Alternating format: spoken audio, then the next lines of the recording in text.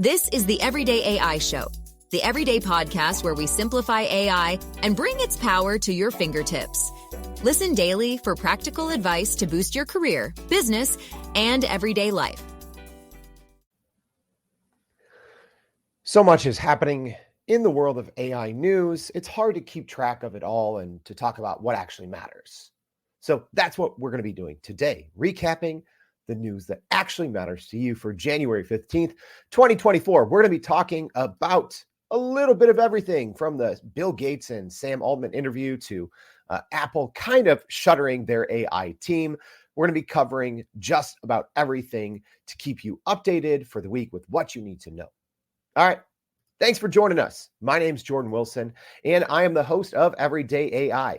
Everyday AI, this is for you, y'all. This is your daily live stream, podcast, and free daily newsletter, helping everyday people like you and me not just learn what's going on in the world of artificial intelligence, GenAI, but how we can all actually leverage it to grow our companies and to grow our careers. So thank you for joining today. If you're listening on the podcast, thank you as always. Make sure to check out your show notes. There's a ton of other good resources in there, as well as there's always a little secret in there. We hide it at the bottom.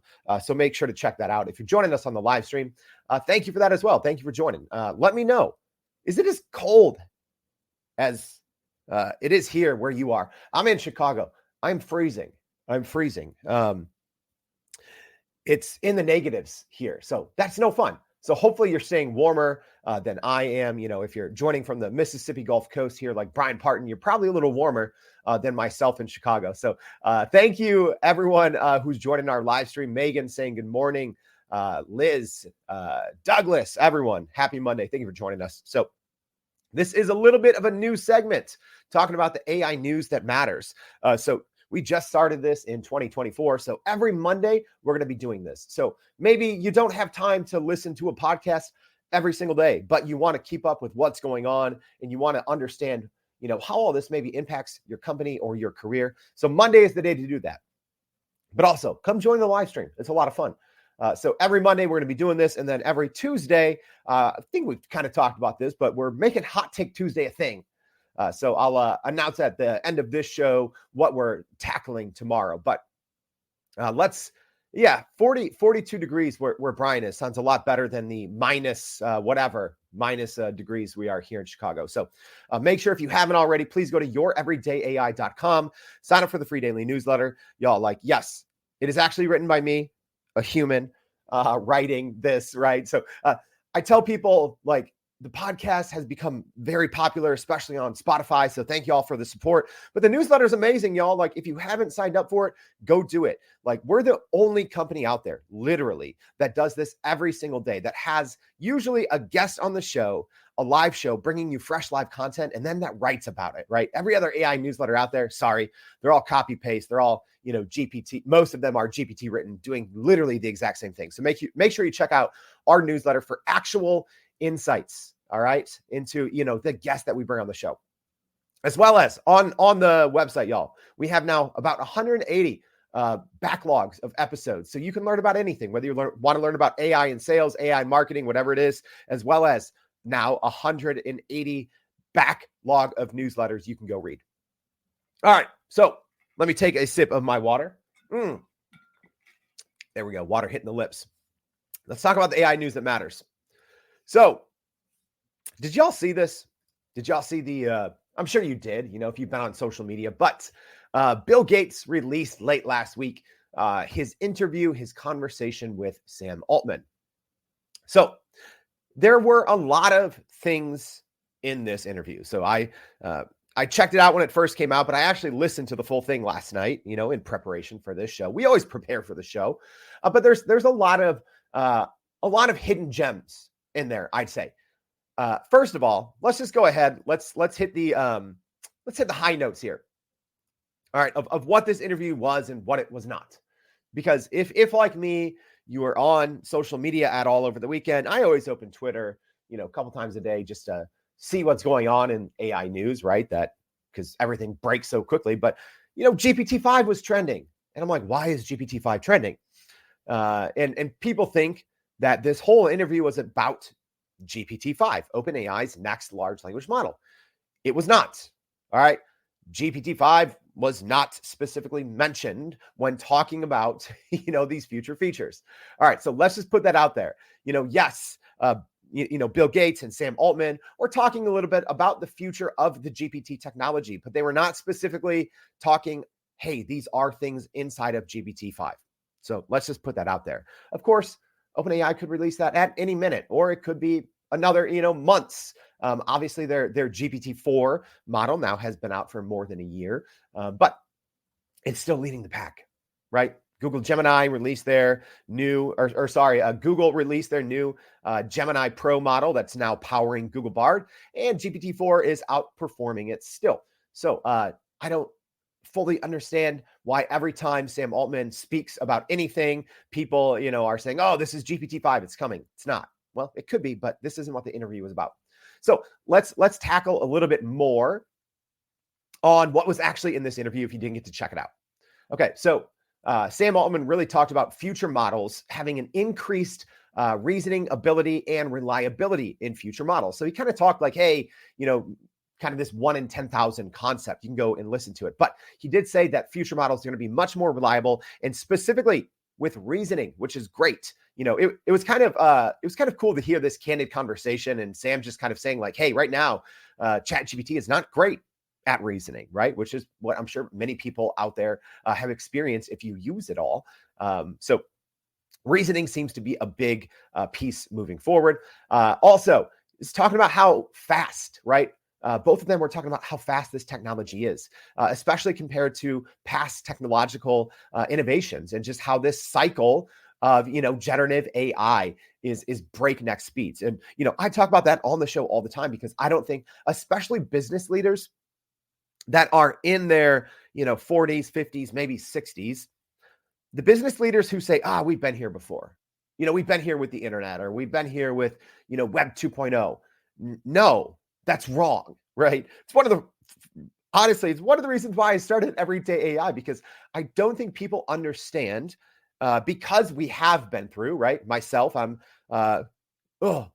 vomiting in my mouth saying that I'm, 2 years out from 40, but I've lived through the introduction of the internet and kind of what that meant to society. I was a journalist, so I got to experience firsthand what the internet meant as it kind of, started squashing newspapers. But this is nothing, right? The GPT technology, large language models, generative AI is absolutely nothing like any technological innovation that we've ever seen. So you can't really compare it to, this is like the PC, or this is like the internet, or this is like, social media. No, it's nothing like that. So it was pretty interesting to hear Bill Gates and Sam Altman talk about that this isn't really like anything we've ever seen. So if that is your mindset, you should just go listen to the rest of this interview. Also, talking about robotics improvements, right? They actually spent a decent amount of time talking about that, which I was personally surprised by, considering that right now, yes, OpenAI has investments in robotics company, but they don't actually have a robotics arm anymore. So the three areas that Sam Altman talked about for kind of the greatest impact in the near future for the GPT technology were coding, healthcare, and education. Also, something that I didn't see anyone else talking about, and I'm like, why? Right? Why am I the only one that heard this piece? And hey, if you're tuning in live, let me know if this piece, caught your ear, if you did listen to the interview. But Sam Altman and Bill Gates were talking about, Sam kind of did this, worldwide tour, right? He went all over the place, talked to, important people, everyday people all over the world, but especially heads of states in other countries, just kind of talking about the future of Gen AI, large language models, etc. But Sam Altman said that he had personally gotten worldwide support from heads of state, nearly unanimous worldwide support from heads of states for submitting future extremely powerful large language models to government leaders for approval in the same way that they do with international weapons inspectors. So when he talked about extremely powerful large language models, and that we weren't even there yet, and having to clear these with worldwide leaders in the same way that they do with international weapons, right? With weapons of mass destruction, that had to get you thinking. That had to get you thinking a little bit. right? Yes, they talked about also AGI and OpenAI's kind of goal there, but I didn't really hear anything new technically or noteworthy that hasn't been talked about many times. But that was something that really caught my eye. So yeah, I'm wondering if anyone else out there listening. Are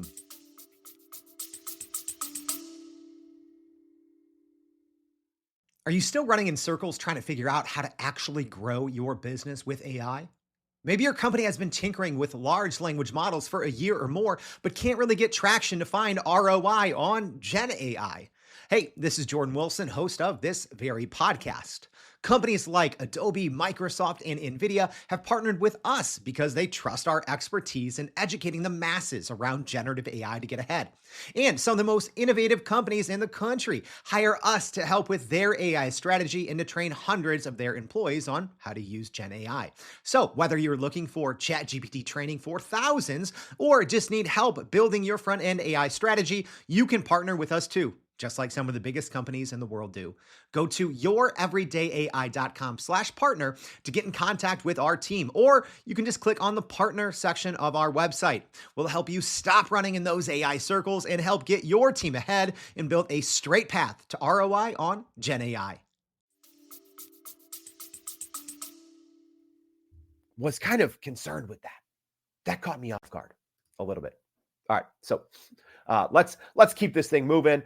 So another piece of AI news that matters this week is Apple is kind of shuttering its AI team in San Diego. So this is another one I'm going to maybe clear up a little bit, just like, everyone with the Bill Gates and Sam Altman interviews said, oh, this interview means GPT-5 is coming. No, it doesn't. This news story that just broke about Apple shutting down its 121-person AI team in San Diego, people are saying, oh, this means that Apple is not invested in AI. No, that's absolutely not what it means. So here's what actually happened in this story is Apple is only asking their team to relocate to Texas. They're bringing this AI team from different areas, and they want them all kind of in Texas. So I don't think this is a signal. Obviously, Apple is abandoning AI. They're mainly just asking all of these team members to locate, but that's not what's grabbing the headlines, right? What's grabbing the headlines is you see that Apple is quote unquote shutting down or shuttering this 121-person AI team. Not the case. It does look like that many of these employees may not relocate, so they may end up, in theory, losing their jobs. But Apple is still, and I've said this multiple times, we haven't even talked about things like, Apple Ferret, right? Their kind of open source model that is not really leaked, but they didn't really announce it, but it's out there. We'll talk about that on some other show. But Apple is still, I think, the biggest name that you have to look out for when it comes to generative AI and large language models, right? The big speculation is Apple's next iPhone may have that on-device AI. We kind of talked about on-device AI last week, or, edge AI as it's, sometimes referred to. Apple's still a leader. They are, right? When they have billions with an S, billions of devices out there, they have an advantage that no one else in the generative AI scene has. So trust me, don't read this headline and think, oh, Apple's, even further out of the AI race, just because they don't have, their Apple Ajax, reportedly the Apple Ajax model or Apple GPT, whatever, rumor you want to believe what it's going to be called, just because that's not out yet, or Apple hasn't officially announced anything AI related, they're not out. They are still, I think, ultimately going to be the leader in this space. Yes, Microsoft did just leapfrog Apple in terms of market cap. So theoretically, Microsoft is now leading, these mega cap companies in terms of the most valuable companies in the United States. I don't think Apple's worried. Apple has always been the best at playing the long game. So don't look at this headline and think that that means that Apple is not investing in AI. All right. Robotics. But actually, I'd love to hear from our live stream audience too. What questions do you have about this? Or I want to hear your insights too, right? Even if you're listening on the podcast, I literally put the email in there and responding to emails as I can. So, email me your thoughts as well. But OneX Robotics So many of these things, we either, we're tucked in our newsletter, or maybe we mention them live on the podcast. Some of these news items that we're talking about, news that matters today, are kind of new, but this one was not. We covered this last week, but I want to talk about what this means. All right. So OneX is the robotic company. And last week we talked about their latest fundraising round, which was $100 million that they raised. So OneX Technology just received this huge amount of funding, and they're aiming to bring their humanoid robot Neo into the market to assist with labor demands. So if you haven't checked out OneX Robotics, there's obviously a lot of different, robotics companies out there. Boston, Boston Dynamics, right? Tesla has their kind of robotics company, but OneX is pretty impressive, right? And they have a large investment from OpenAI as well.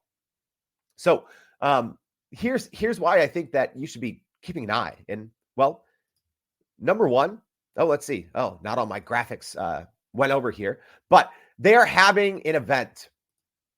January 24th, 25th. So they are inviting OneX Robotics in about a week and a half here, the leading experts in the world, the leading engineers, the leading robotics experts, to a live event where people, for the first time that I think from the public, are going to be able to see this Neo robot and some of the other technologies that OneX has been working on. So expect to see some big news and some people probably being shocked, if I'm telling you the truth.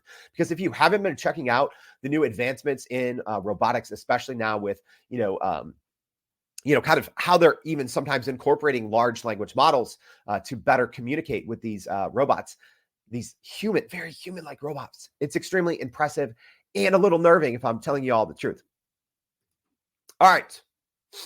Our next piece of AI news that matters is the AI recap at CES.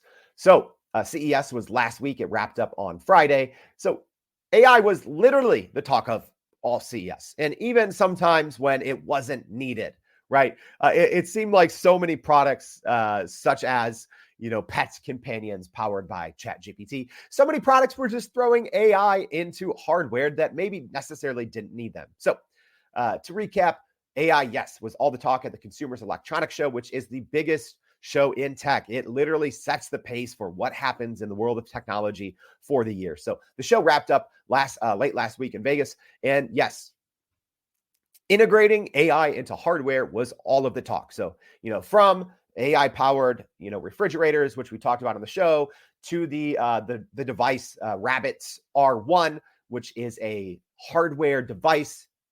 Yeah, not an app, but literally a hardware device that uses what they're calling large action models to be able to replicate tasks that humans do maybe on their smartphones. But everything was AI. Mirrors that tell you your mood. But yeah, so make sure we'll have a nice high-level recap in the newsletter as well as what I thought was one of the more visually fascinating things is kind of these AI-powered holograms, right? So you could go into a booth here, kind of showing this on the screen for the live stream audience, but you could go into a booth and it would pretty much recreate a three-dimensional hologram, AI-powered, like pretty much live in real time.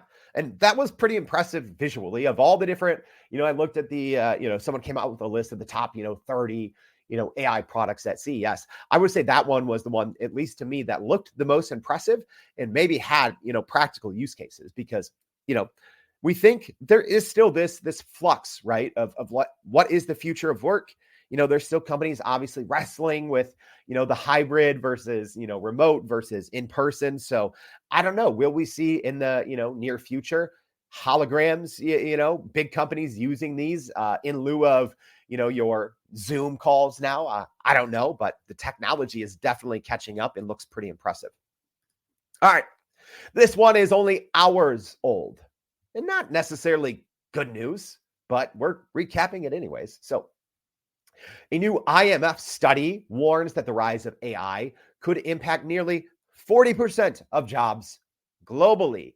Yeah, globally. So the International Monetary Fund in a study just released, warned that almost 40% of jobs globally could be affected by AI, with advanced economies actually being the ones most at risk. So the study, according to the study, they're saying AI is expected to worsen overall inequality, and they're urging policymakers to take proactive measures to prevent social tensions, right? We don't talk about it a lot on this show about AI and job loss, which is weird, right? Considering that we're a daily AI live stream, a daily AI podcast. We don't talk about it, every single day. We maybe mention it, once or twice a week, just kind of the impacts of job displacement. I mean, one of the reasons is, in all honesty, I want everyday AI to be an optimistic community, right? I want this to be a place where we can all, really just learn and leverage generative AI. And I don't want us to be, this pessimistic place where we're always talking about job loss. But that's the reality, right? The very first episode of Everyday AI was talking about, will AI take your job? And I said, yes, absolutely. AI is going to take away many more jobs than it will replace. That's the reality, right? And that's one of the reasons why I started Everyday AI. So if you are listening daily, reading our newsletter, attending our courses, joining our community that we're going to be launching soon, there's a little secret for you. So let me know if you want access to that community. But the whole point is, we want Everyday AI, our group, to not be the ones that are impacted. But the reality is, the vast majority of jobs are going to be impacted by AI. Go read this study in the newsletter today. We'll make sure to link it. But another thing, the IMF chief warned that the effects are expected to be more profound in advanced economies, particular for white collar workers, right? So I think everyone just had this, especially when GenAI came out. They said, this is maybe just lower level workers. No, this, where this is truly going to have an impact is advanced economies like the US and white collar workers, right? That's the reality. All right. So here we go. The next and last piece of news that matters for today is OpenAI's GPT store was released. We've talked about it a couple times on the show already, but this actually did happen in the last week, even though it seems like it happened months ago now. So we actually had Nancy Bain on the show on Thursday, kind of walking us through, which great timing, by the way. We had that show planned. We didn't know when the GPT store was going to be announced, and it was announced just hours before that live show. But we kind of talked about different ways to walk through how to create and configure a custom GPT bot. So if you don't know what the OpenAI's GPT store is, it's live. I actually, FYI, and I'm going to talk about this tomorrow, I created a little bit better version of it, if I'm being honest, just of the directory side. So reach out to me and I'll send you access to that if you want. But the OpenAI store, or OpenAI's GPT store, it's really set kind of how they're positioning it and how a lot of experts are talking about it, like myself included. I have extremely high expectations for what the GPT store means for the future of work. So similarly now, how with your smartphone, right? So many times in your head, you're thinking, whether it's personally or professionally, or, if you think of SaaS, software as a service, when you're trying to do something in work, a lot of times, or if you're trying to do something personally, you search, you say, oh, is there an app to help me, share my itinerary with friends? Or is there an app that helps me, better, manage my finances, right? Like, you don't even think anymore of like, oh, if I need to manage my finances, maybe I just need to do a better job of, writing it down on paper or doing a better job tracking it in a spreadsheet. No, everyone thinks what app is the best to use.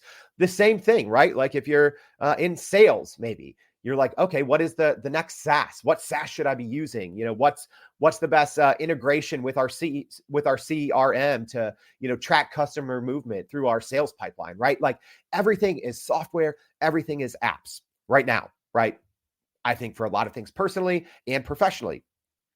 So I think the GPT store, I think very soon, is going to start changing that narrative. We're not going to be using, I don't think, apps and softwares at this time next year. I don't think we're going to be using as much software or as many apps as we do for these daily tasks. I think we're going to be using GPTs, right? That's the reality. The GPT store actually makes it extremely easy to make your own GPT. Doesn't mean it's good, but you can make a working, functioning GPT in a couple of minutes.